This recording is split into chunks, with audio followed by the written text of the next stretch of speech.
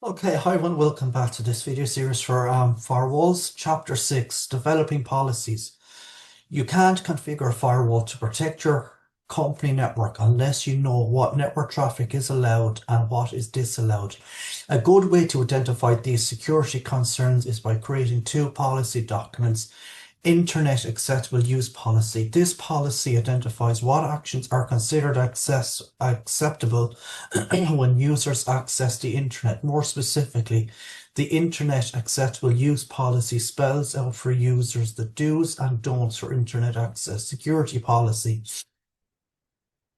This policy defines the resources that a company deems important enough to secure.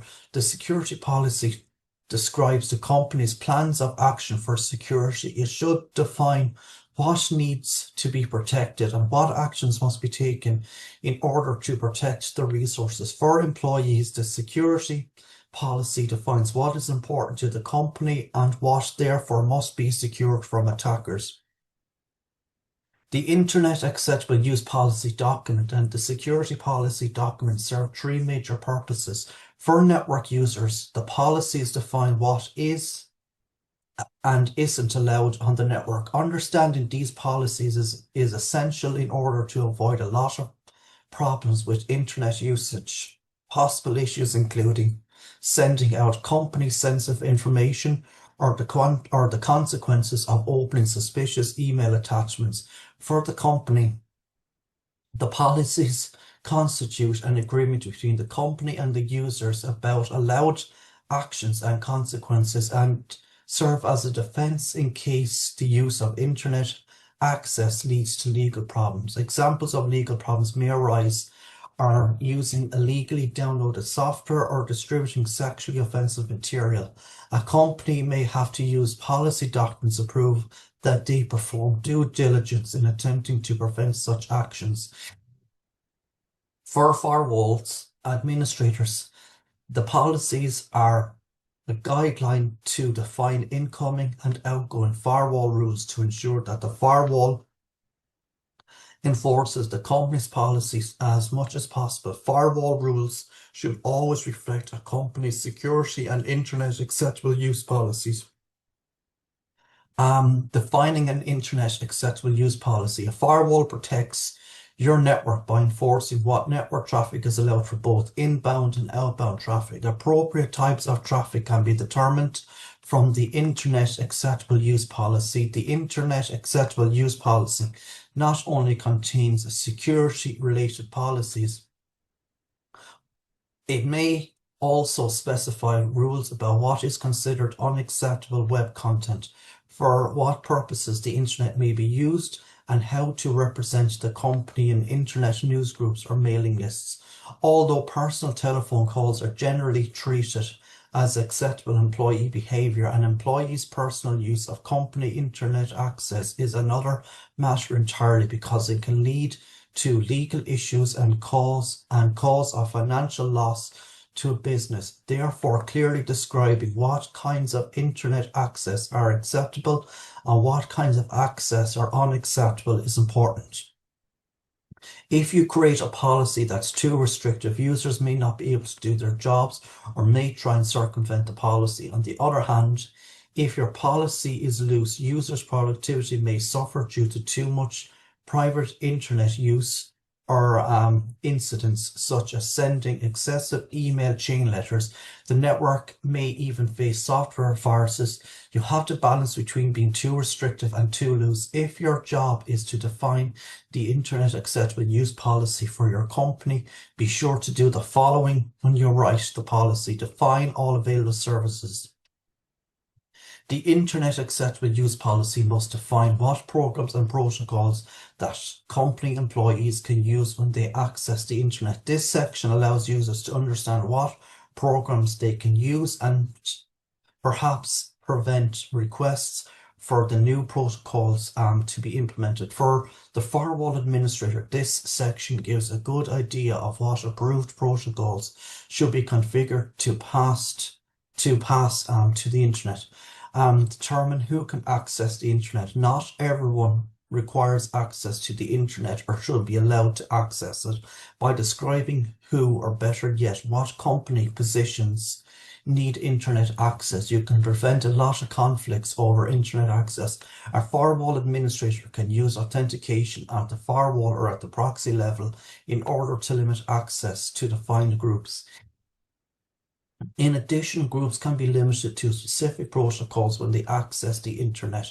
Define ownership of resources. When you write an internet acceptable use policy, you must ensure that you define who owns the files on the network. Defining ownership allows a company to inspect employee computers in the event of a security breach. In addition, ownership may allow the company to identify improper behavior that affects the security of the network. Make sure that the resources that you describe include the data on the employees' computers and the contents of email as well. Privacy laws of different countries can make it difficult to implement strict rules about scanning employee files and emails. Make sure that your company's legal department reviews the Internet Acceptable Use Policy to ensure that the contents adhere to local laws. Privacy laws can be very complex. Establish the responsibility of the employees. You must include the responsibilities of the users in the Internet Acceptable Use Policy. By defining responsibilities, you familiarize the employee reading the policy with the company's expectations regarding the use of company network resources. You may include best practice for employees for protecting passwords, such as keeping passwords confidential, reporting suspicious behavior on the network, or reporting any actions by their account that did not follow the Internet Acceptable Use Policy. Define an unauthorized use of the internet. This is probably the most important part of the Internet Acceptable Use Policy. If you don't spend the necessary time on this section, you may hear, but I didn't know I wasn't allowed to do that. Some of the areas that you may want to address in this section include: define for what purposes email is expressly disallowed. When you design this, think of what emails you receive that you wish never existed. This should at least include chain letters, spam email. Be sure to specify what email practices are not allowed when using the company's email system. Define which protocols and applications can't be used when accessing the internet. When drafting the list of protocols, you need to consider a few different categories. For example, many protocols such as Telnet or FTP have known security weaknesses due to their use of clear text passwords. Clear text passwords allow an attacker who intercepts network traffic to view the user's password and account information in clear text as it is transmitted over the network. You also may want to prevent protocols that may have legal implications, such as peer-to-peer music sharing applications like Kazaa. Kazaa and many other such applications allow you to search the internet for MP3s, music files, and download them to your computer. The music industry has taken the matters of these applications to court because their users are not paying for these MP3 data files. A company may want to prevent the use of these file sharing applications to ensure that illegally obtained music isn't stored on company servers. Define what web content may not be accessed. Be sure to address this topic in your Internet Acceptable Use Policy. Typically, a company won't want its employees to access websites that contain pornography, nudity, violence, or profanity. Define what types of files can't be downloaded from internet sites. The last thing you want is for your company to be charged with using pirate software because an employee downloaded it from a Juarez site. Juarez sites typically provide pirate software and software keys to unlock software. Juarez is a hacker style term for pirated software. Hackers like to use the letter Z instead of S by explicitly stating that the use of software acquired in this manner isn't allowed. The company can easily delete any software it finds that was obtained in this manner. Define unacceptable internet access attempts. Employees who have restricted internet access at work but not at home may try to bypass this company's security mechanisms. For example, an employee may want to download MP3s using her laptop, finding that the firewalls prevent the use of Gaza. She could attempt to dial in to her personal ISP by using a company computer by clearly stating that attempts such as this are unauthorized. The company can prevent such attempts or at least discourage them.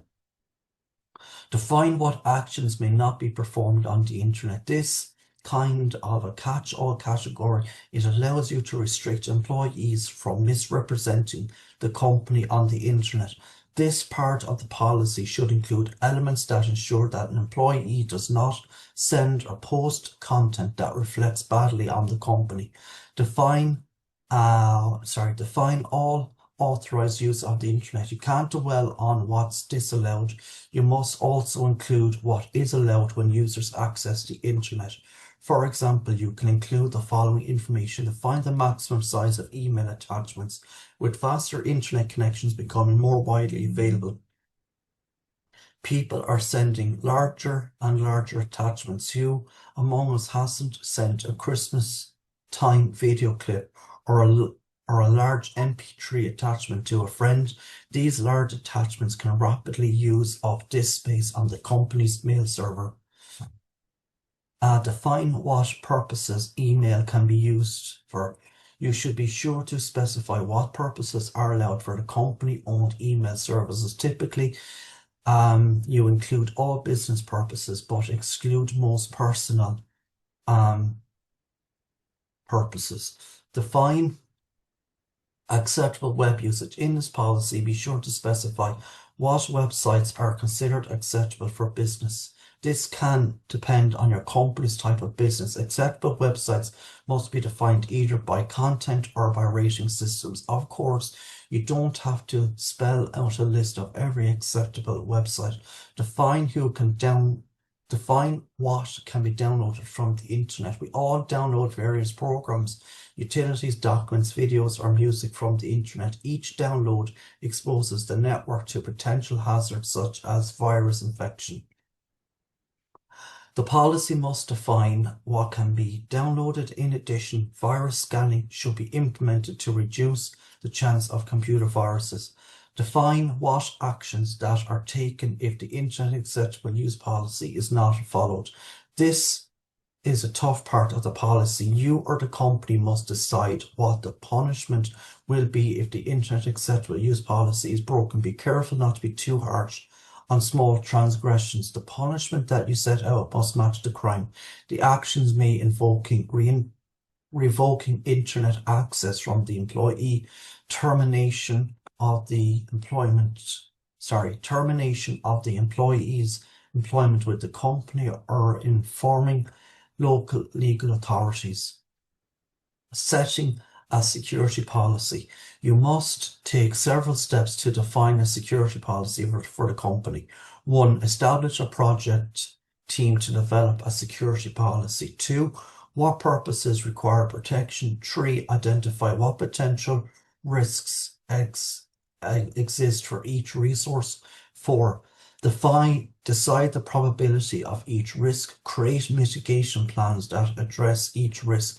Periodically, you must review the existing security policy to determine whether the security needs of the company are still met by the security policy. If your answer is no, then you must redesign the security policy to meet the current needs of the company.